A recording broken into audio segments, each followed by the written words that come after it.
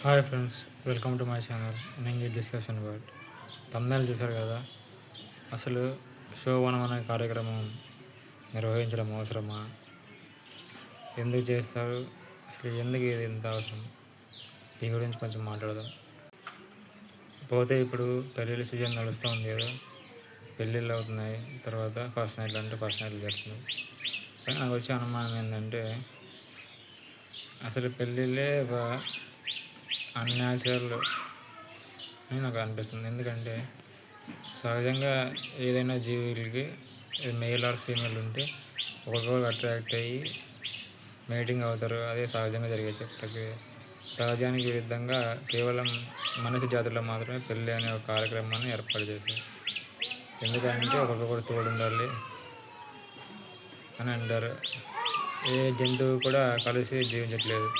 అవి కేవలం old colour మాత్రమే కలిసి ఉన్నాయి. తర్వాత వీటికవే విడిగా జీవిస్తున్నాయి. కానీ మనుషులు మాత్రం తోడనే బంధాల్లోకి ఏర్పాటు చేసుకొని జీవితాంతం ఆడమగ కలిసి జీవించడం, దాంతో పిల్లలు, కుటుంబాలు, దాంతోపాటు సంఘము ఇలా ఏర్పడాయి.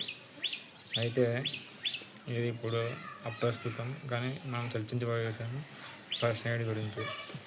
ఏంటంటే పెళ్ళి చేయడం అసహజమైన విషయం అనుకుంటే, ఈ ఫస్ట్ నైట్ చేయడం అనేది నాకైతే ఒక అనాగరిక చర్యలా అనిపిస్తుంది.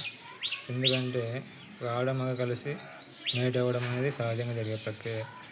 కానీ వీళ్ళే దాని ఒక కార్యక్రమంలాగా, ఏదో ఒక పెద్ద పనిలాగా దానిని ఒక కార్యంలో జరిగించి వారిని కూర్చోబెట్టి దండలు మార్పించి ఇద్దరికి మీరు ఏదో గొప్ప కార్యం చేయబోతున్నారు అన్నట్లు వాళ్ళని ప్రోత్సహించి ఒక రూమ్ అంతా రెడీ చేసి పంపించడం అనేది ఎంతో సిగ్గుచేటుగా నాకైతే అలా అనిపిస్తుంది.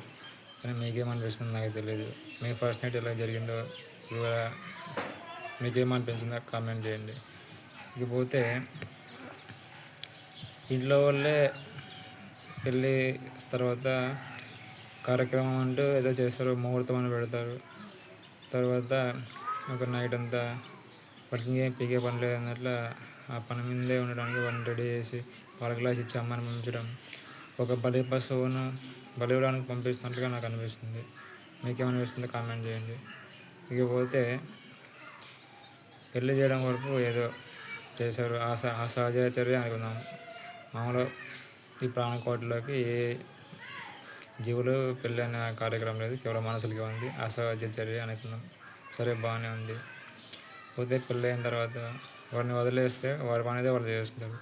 దానికోసం ప్రత్యేకంగా ఇదేదో గొప్ప ప్రపంచాన్ని ఉద్ధరించే కార్యంలాగా, లేదంటే సమాజాన్ని ఏదో గొప్ప మేలు చేసే కార్యంలాగాను దీన్ని ఒక కార్యక్రమంలో ఒక శుద్ధమైన కార్యక్రమం నిర్వహించాల్సిన అవసరం లేదని నాకు అనిపిస్తుంది.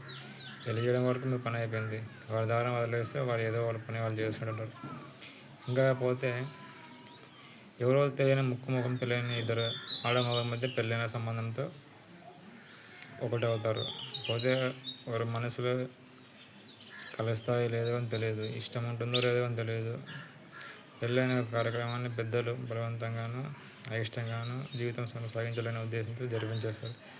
అయితే కనీసం వారు తమను తాము తెలుసుకొని ఒకరినొకరు తెలుసుకొని ఒకరికొకరు ఆకర్షితులయ్యేంతవరకు కూడా ఛాన్స్ ఇవ్వకుండా ఫస్ట్ నైట్ అనే కార్యక్రమంతో వారిని బలంతో రప్పించేస్తున్నారు.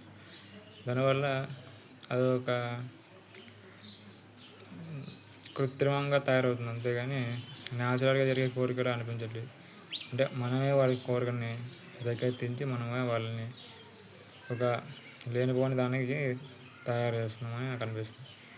ఇకపోతే ఈ పెళ్ళైన జంటలను చూసినట్టు వల్ల నాకు పెద్ద చిరాగా సిచ్యువేషన్ ఏంటంటే, వాళ్ళకి ఇంకా వేరే ఏ ధ్యాస లేనట్లు, వేరే పని పాట లేనట్లు ఎప్పుడు రాసుకు పూసుకొని హత్తుకొని ఉండడమే వీళ్ళ పనిలాగా అనిపిస్తుంది. ఈ పెళ్ళైన అబ్బాయిలు చూడాలి, కొత్తగా పెళ్ళైన వాళ్ళకి ఇంక వేరే ధ్యాస అంటూ ఏముండదు. ఇదేదో గొప్ప ఘనకార్యంలాగాను, ఇదేదో సమాజాన్ని ఉద్ధరించే కార్యం, ఎప్పుడు అమ్మాయిని హత్తుకొని హగ్ చేసుకుంటూ వచ్చేస్తూ ఇచ్చేసి గిల్లెత్తు గుచ్చుతూ ఇదే ఉంటారు. ఇదేం రోత జీవితం నాకు అసలు అర్థం కాదు. ఇకపోతే పెళ్ళైన వాళ్ళని వారి మానవాళ్ళని వదిలేయండి. ఫస్ట్ నైట్లు కార్యక్రమాలు అంటే ఏం చేయాల్సిన అవసరం లేదు. ఒకరినొకరు వారు అర్థం చేసుకుంటారు, లేదంటే ఒక్కొక్కరు అట్రాక్ట్ చేస్తుంది. అలాంటి కొంచెం